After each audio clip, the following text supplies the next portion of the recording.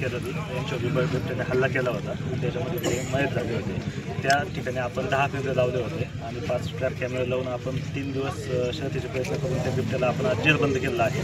आज आपण सगळ्यांनी इथं बघितलं आहे।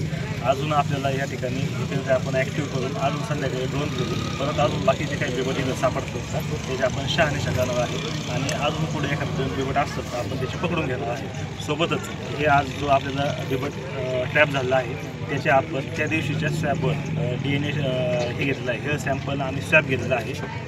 सोबतच हे बिबट्याचे देखील स्वॅब घेण्यात येतील आणि ते आपल्याला हैदराबादला DNA टेस्टिंगसाठी पाठवावं लागणार आहे। तिथून एकदा पाठवून आल्यानंतर आपण त्याला परवानगीचे जसे शूट करण्याचे तुमच्या मागणीनुसार शूट करण्याचे आपण त्यांना आदेश वरिष्ठांना मागणार आहे आणि मी तसं तुम्हाला आज लेखी पण लिहून देतो की त्याला आम्ही सोडणार नाही काही झालं ते असे माझ्यावर विश्वास ठेवा।